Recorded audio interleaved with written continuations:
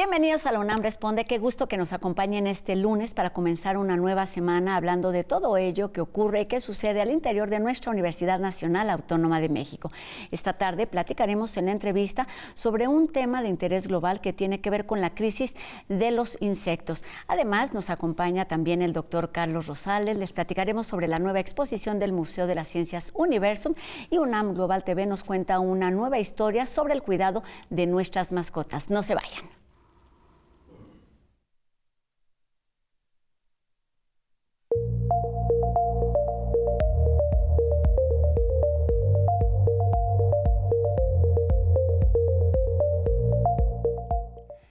La disminución de insectos en los parabrisas durante un viaje en carretera es solamente una muestra de la reducción de estas poblaciones a nivel global, que ha generado alarma y es motivo de investigación por las funciones que estas especies tienen en los ecosistemas y en la biodiversidad, por ejemplo, también en la agricultura. Y bueno, para resolver dudas sobre este tema, saludamos esta tarde al doctor Alejandro Saldívar Riverón, quien es curador en jefe de la Colección Nacional de Insectos del Departamento de Zoología del Instituto de Biología de nuestra universidad. ¿Cómo estás? Bien, Rosa, mucho gusto estar aquí de nuevo. Pues qué bueno que estés aquí. Ya habíamos hablado de otras especies. Hoy lo que nos tiene aquí es los insectos, pero nos habla, o hemos hablado en distintos momentos, de lo que ocurre a nivel global, de la pérdida de especies, del efecto que están teniendo la actividad humana en la biodiversidad. ¿Por qué es importante hablar de este tema hoy en día? Sí, bueno, lo que se ha visto en estudios recientes ya desde hace algunos años es la acelerada pérdida de la biodiversidad a nivel global. Hay estudios, por ejemplo, que han visto en los últimos 30 años con poblaciones de vertebrados. Hay gráficas que muestran cómo ha ido acelerándose esta pérdida, en este caso en poblaciones de vertebrados, ¿sí? El problema es que para muchos otros organismos no hay ningún tipo de estudio, como en el caso de los insectos. Exacto, los vertebrados, digamos que es más visible, que es más fácil tener este conocimiento y esta identificación de lo que ha sucedido, además, en muy poco tiempo.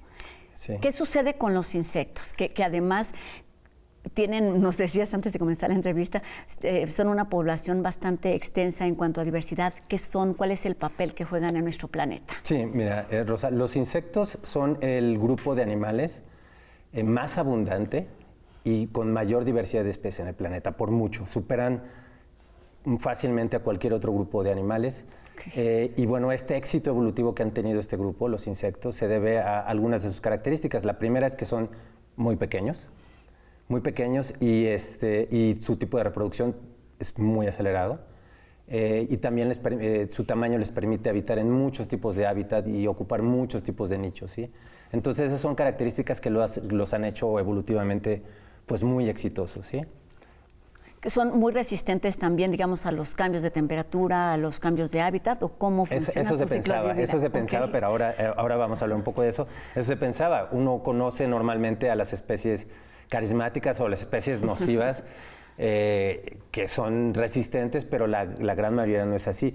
Y esto tiene que ver con el problema que estamos viendo actualmente. Hablaremos de esto, pero antes cuéntanos hay una identificación de especies en nuestro país en cuanto a números de especies, no tanto de ¿cómo le llaman? De poblaciones, no por poblaciones. Especies. En México no hay datos precisos. Lo que te puedo decir a nivel mundial, se conocen a la fecha aproximadamente 1.200.000 especies de insectos. Okay. Han sido descritas por la ciencia. 1.200.000 especies. Sin embargo, este número los expertos opinan que es una pequeña parte de la diversidad de especies real que existen. Los datos más conservadores hablan de que por lo menos existen 6 millones de especies. Eso nos dice que el número de especies que conocemos todavía es muy poco con respecto a la diversidad real de este grupo. Exacto, conforme vamos hablando con especialistas en estos temas, justo es la alerta principal, se van perdiendo especies que ni siquiera han sido identificadas. Exacto. Y eso es quizás el principal riesgo. ¿Por qué estamos hablando hoy de una crisis global de insectos?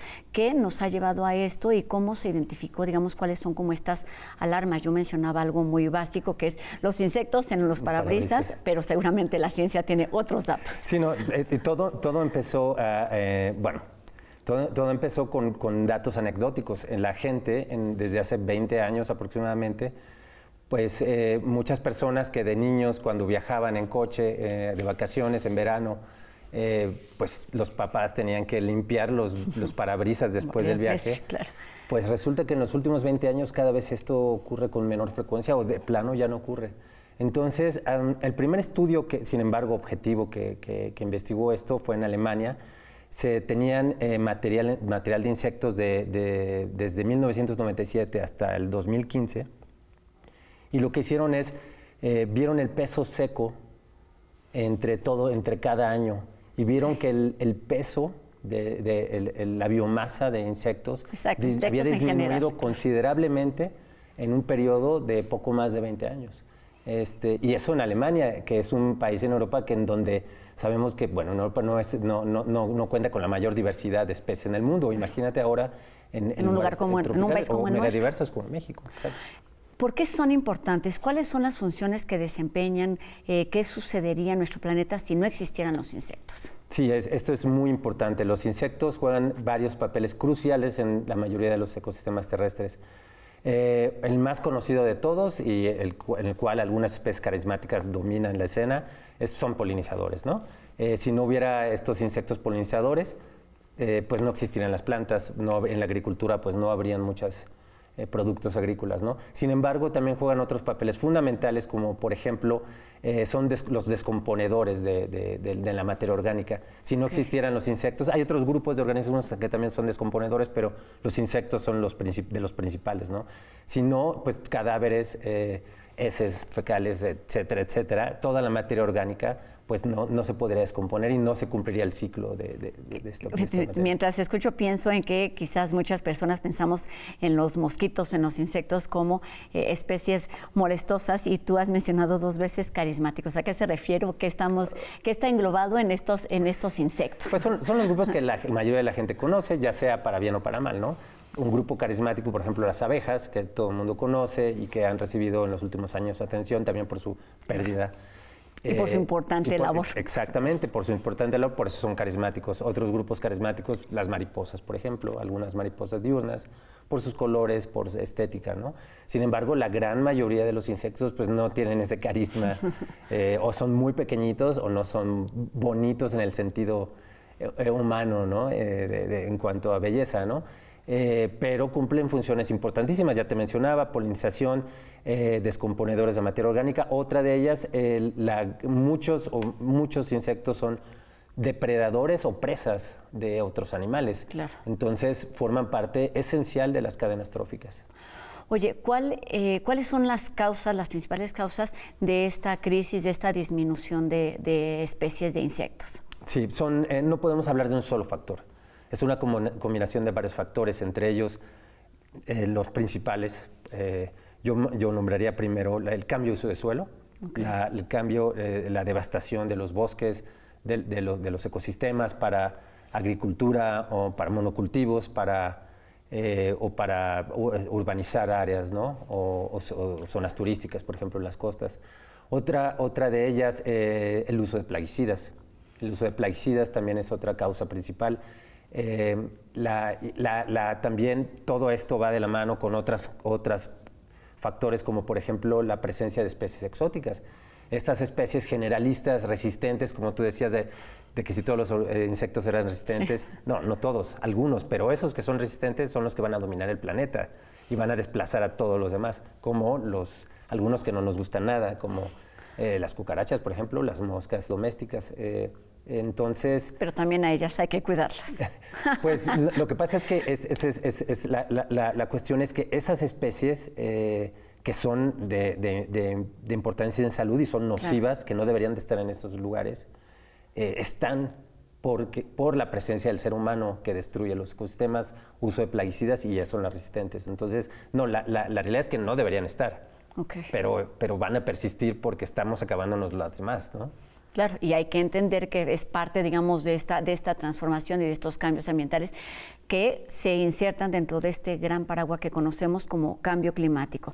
Y es importante también en este sentido hablar de los efectos, de las consecuencias de esta disminución de poblaciones. Sí, el cambio climático es el cuarto factor que se me estaba yendo y que muchas gracias por recordármelo, y todos van unidos, toda la contaminación, el cambio de suelo, todo eso también ha propiciado que haya un calentamiento a nivel global del planeta, ¿no? Entonces el planeta se está calentando y lo hemos visto en los últimos 2 años claramente, ¿no? Hemos vivido, bueno, de hecho se mencionaba que los últimos 10 años han sido los más cálidos de los que se tiene registro, ¿no? Entonces eso ocasiona que muchas de las especies de insectos, hablando en particular de los insectos, pues también estén desapareciendo. Nosotros, y retomando lo que mencionamos al principio, creemos que los insectos son resistentes porque conocemos a las cucarachas, a las moscas domésticas, pero no es así. La gran mayoría son muy frágiles, viven en zonas muy restringidas y el cambio de sus condiciones ambientales pues les está afectando.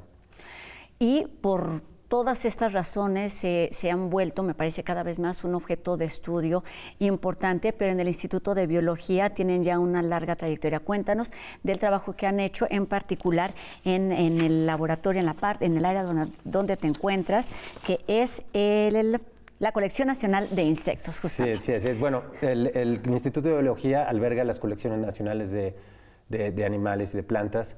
En él se encuentra la Colección Nacional de Insectos, en el que se encuentran depositados aproximadamente de 5 o 6 billones de ejemplares, la gran mayoría de territorio mexicano. Y a lo largo de la historia, compañeros míos en el pasado, en el presente, describimos la diversidad de insectos, principalmente en el territorio mexicano. Y en años recientes, mi equipo de trabajo se ha interesado en realizar estudios que puedan investigar de una manera pues más objetiva qué está pasando. ¿Estamos perdiendo insectos en algunas regiones? ¿O cómo es la dinámica poblacional de estas comunidades de insectos en diversas regiones del país? ¿Estamos perdiendo y cuáles son los factores, ¿no? ¿Cómo se hace esta investigación siendo un territorio, justo como ya nos lo mencionabas, tan diverso? ¿Se trata de regiones, de zonas, de especies? ¿Cuántas se tienen identificadas o en qué están trabajando hoy en día? En un principio nosotros hemos comenzado a trabajar con un tipo de ecosistema tropical, son los bosques tropicales caducifolios, los cuales muchos de nosotros, si hemos ido a una playa en el Pacífico, conocemos. La también llamada selva baja caducifolia. En México se encuentra en toda la franja, principalmente en toda la franja costera del Pacífico, desde Sonora hasta Chiapas. Es una zona que tiene dos climas muy marcados, una temporada seca, que es aproximadamente de noviembre, diciembre a mayo, junio, y una temporada de lluvias de julio a noviembre, y en el que vemos cuando es temporada seca todo está pues muy seco, casi no hay hojas, lluvias y se ve selvático, todo verde. Una transformación muy evidente. Una transformación muy, muy grande. También sabemos que en lluvias es cuando observamos mucho más insectos. Es más fácil observar fauna y entre ellos insectos. Muchos insectos son estacionales. Nuestro objetivo fue ver cómo iba cambiando, qué especies, el recambio de especies que había a lo largo del tiempo. Okay. Oye, estaba pensando, ahora que mencionas lo de la temporada de lluvias, es muy común que culpemos a los mosquitos de diferentes enfermedades, y claro que hay que tener mucha precaución en muchos de los sentidos, pero ¿cómo impacta la salud, al bienestar de las personas esta pérdida de insectos? Yo creo que sí es importante y sí tiene un impacto, porque al perder especies que pueden ser depredadoras, por ejemplo, de insectos, como insectos que pueden ser nocivos para el ser humano con mosquito, como los mosquitos, aumentan las poblaciones de estos, ¿no? Entonces, es un equilibrio muy frágil en el que si perdemos algunas especies, otras van a dominar más y a veces son las que no nos gustan, ¿no? Entonces, justamente lo que queríamos ver entonces con este trabajo fue utilizando técnicas también a nivel genético, a nivel molecular, tener identificaciones mucho más rápidas de cuántas y qué especies, de qué grupos de insectos estábamos teniendo a lo largo del año. Y los resultados, que pronto serán publicados en una revista internacional, nos han arrojado cosas muy interesantes, en el que la mayoría de nosotros pensábamos que habían como dos grupos también, dos comunidades marcadas de insectos, los de secas y los de lluvias. No es así. Las especies de insectos va habiendo un recambio casi cada mes, no solo entre temporadas, sino sí. Dentro de cada temporada también van cambiando las especies que solamente se encuentran un par de meses al año, durante todo el año. Entonces, si hay un cambio climático, porque estas especies van siguiendo justamente las estaciones y las temperaturas y las temporadas de lluvia, si hay un cambio climático, este equilibrio tan delicado se rompe. Claro, y entre más acelerado sea este cambio climático, más son las consecuencias de la pérdida de especies. No sé, estaba pensando también en lo que llaman esta sexta extinción de las especies, y quienes estudian los insectos están de acuerdo con esta teoría, pero además pienso en el uso, la aplicación de toda esta investigación para proponer alternativas. ¿Se trata de una crisis irreversible o cuáles son las alternativas para parar o para disminuir esta crisis de insectos? Sí, en lo que respecta a nosotros como taxónomos, como investigadores que estudiamos la diversidad de insectos, lo que estamos haciendo es ver qué áreas, las áreas de endemismo, las áreas donde se encuentran el mayor número de especies que solo habitan en una región, ¿no? Entonces, nuestra propuesta es conservar estas varias áreas en donde podemos tener nuestros reservorios de la biodiversidad, ¿no? Entonces, por ejemplo, en el caso de la selva baja caducifolia, que les comentaba que se encuentra en toda la franja costera de México, lo que hemos visto es que a pesar de que es un tipo de ecosistema, es también muy diverso entre ellos. No se parece, por ejemplo, la selva baja de Jalisco, donde hemos estudiado, con la de Huatulco, en Oaxaca. A pesar de que son selvas bajas, tienen elementos faunísticos y florísticos diferentes. Claro. Entonces, esto resalta nuestro trabajo de estar tratando de hacer énfasis en que hay que conservar diferentes tipos, aunque sea el mismo ecosistema, diferentes regiones, ¿no? Y tiene que ver con el conocimiento y el trabajo que se hace todos los días de forma muy minuciosa. Pero para terminar, cuéntanos en pocos segundos qué es lo que debemos saber, qué es lo que debemos reconocer de los insectos, al menos en nuestro país, o si es en el planeta, vale también la pena. No, acercarnos más a conocerlos, no perder el miedo, saber que menos del 1% de las especies conocidas de insectos son dañinas de alguna forma para el ser humano. La gran mayoría cumplen funciones muy importantes en los ecosistemas. Entonces, conocer, investigar también como público en general, acercarse a los centros por ejemplo, Universum, el pabellón de la biodiversidad, en donde podemos explicar de una manera más clara, más didáctica, las funciones que estos organismos realizan. Y toda esta información sirve para cuidar y proteger estas especies, aunque sean molestosos o no sean carismáticos, como ya nos has platicado. Muchas gracias, Alejandro Saldívar Riverón, investigador del Instituto de Biología de nuestra universidad, por estos minutos. Gracias, y son temas de los que seguiremos hablando porque nos toca aquí y ahora, precisamente con esta crisis global, que ahora tiene que ver con los insectos, pero tiene que ver con nuestra vida cotidiana. Muchas gracias por la invitación.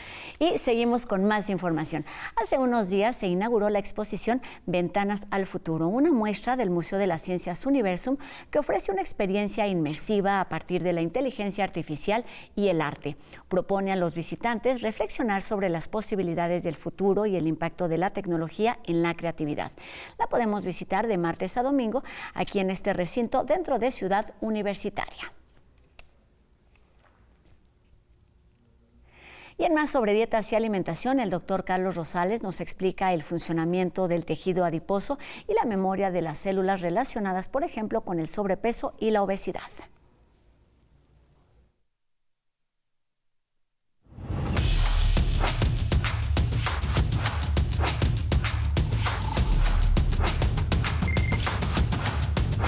Muy buenas tardes.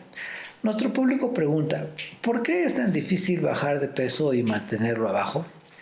Bueno, cuando una persona está obesa y hace dietas, muchas veces rápidamente recupera el peso perdido. Esto aparentemente no es solo falta de voluntad de la persona, sino que debe haber cambios fisiológicos que lo propulsen. Un estudio reciente publicado en la famosa revista Nature nos da pistas. En este estudio se tomaron ratones que se hicieron obesos por darles una dieta alta en calorías. En los ratones obesos, su tejido adiposo expresaba genes que están relacionados con inflamación.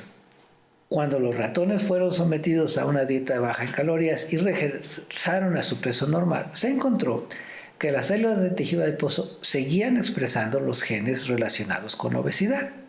Estas células, además, aún estando ya en ratones de peso normal, absorbían más azúcar y lípidos que las células de ratoncitos que nunca fueron obesos. Esto sugiere fuertemente que las células, una vez que han sido obesas, recuerdan que son obesas. Estos cambios, denominados epigenéticos, perduran por mucho tiempo. Y entonces, para que un individuo mantenga su peso bajo, requiere que sus células aprendan que ya no están en un individuo obeso, y esto requiere mucho tiempo. Por eso, aparentemente, las dietas no funcionan muy bien. Lo mejor para mantener eso es cambiar los hábitos alimenticios y mantenerlos por mucho tiempo. Cuídese mucho. Gracias. Hasta luego.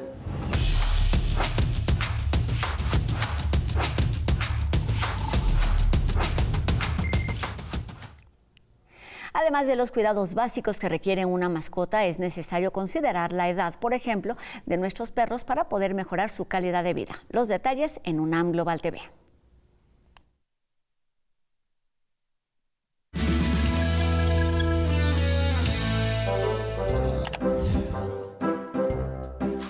Rufo llegó a la vida de Angie hace 12 años siendo un cachorro. Y aunque ella apenas comienza su vida adulta, Rufo ya es un perro mayor. Contrario a lo que se cree, un año de perro no equivale a 7 de humano, ya que según tamaño y raza, envejecen a diferentes ritmos. El promedio de vida antes en los perros lo podíamos generalizar en perros de talla chica en un promedio de 15 años. En la actualidad ya conocemos perros que son de talla chica de 25 años. Se considera mayores a los que llegan a la última etapa de su expectativa de vida estimada para su raza. Por ejemplo, en las razas pequeñas ocurren entre los 8 y 10 años, y para las gigantes es entre los 6 y 7 años. Vamos a tener en cuenta que va a haber degeneraciones en los órganos renal, hepática, que son los órganos principales que se encargan del metabolismo. Otra de las características que van a tener es que va a haber una degeneración en el aparato locomotor. La disminución del apetito y de la capacidad de sentidos del gusto, olfato y vista, vómitos, incremento de peso, cambio en el comportamiento son otros signos del envejecimiento. Pueden tener cambios aquí en los ojitos, vamos a observarlos. En él se alcanza a ver ligeramente ya azul, quiere decir una opacidad corneal. Vamos a hacer rápidamente un examen que se conoce como ortopédico neurológico muscular, al cual está respondiendo bastante bien Rufo. Es posible mejorar su calidad de vida en la vejez. Hagamos visitas recurrentes al médico veterinario, pues por lo menos a lo mejor una vez al año. Si noto que mi perrito ya tuvo una disminución en la actividad, entonces probablemente requiera condroprotectores, requiera cambios en la alimentación, paseos a su edad, por periodos cortos pero más veces al día, seguimientos de química sanguínea, de general de orina, de hemograma, placas radiográficas. Rufo y otros animales de edad avanzada pueden pasar su vejez con mejores condiciones, si sus humanos les dan cuidados conforme a su edad.